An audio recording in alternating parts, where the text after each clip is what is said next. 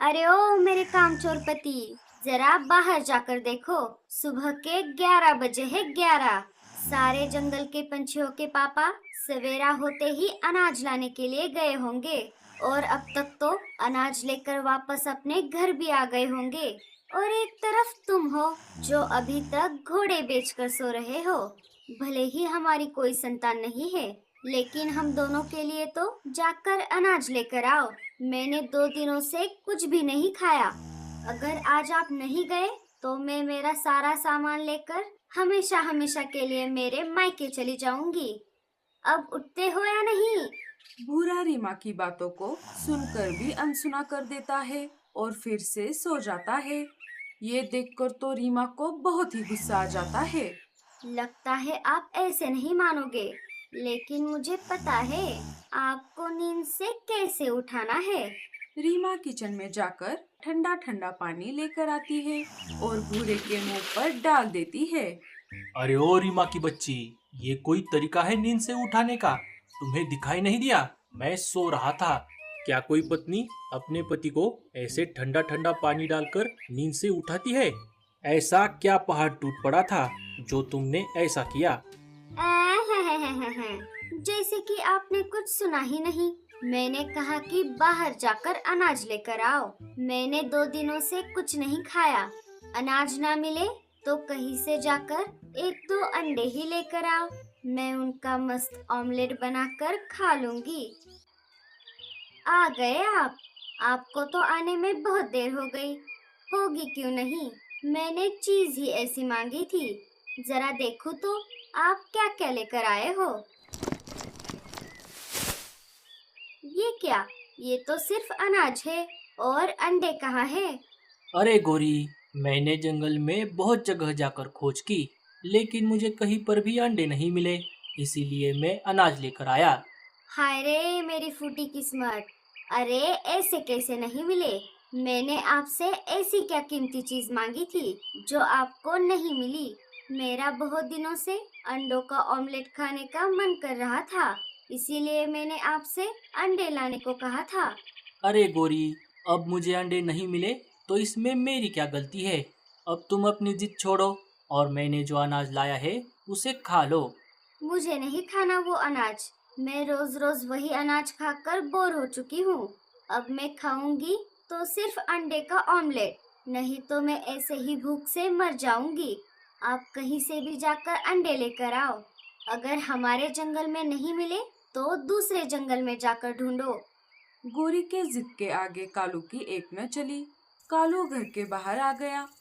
जा रहा हूँ मेरी माँ। अगर तुम्हें इतनी ही भूख लगी थी तो खुद जाकर अनाज लेकर आती, लेकिन नहीं। भूरा भी घर के बाहर आ जाता है। तभी भूरे को कालू दिख जाता है। वो उसके पास आ जाता है। अरे कालू भैया, आप इतनी तेज धूप में बाहर क्यों बैठे हो? क्या गोरी भाभी के साथ आपका झगड़ा हुआ है? अरे क्या बताऊं भूरे, अभी से झगड़ा ही बोलना पड़ेगा। क्या? मैं कुछ समझा नहीं भैया। अरे क्या बताऊं भूरे। कालू भूरे को सारी बात विस्तार से बता देता है। अरे बाप रे, अब तो बहुत बड़ी मुसीबत खड़ी हो गई। भैया, अब आप कहाँ से अंडे ढूंढ कर लेकर आओगे? अब मुझे कहीं से भी जाकर अंडे लेकर ही आने होंगे। वैसे तुम क्यों बाहर आए थे? क्या तुम अभी अभी नींद से उठे हो? भूरा भी कालू को सारी बात विस्तार में बताने लगता है।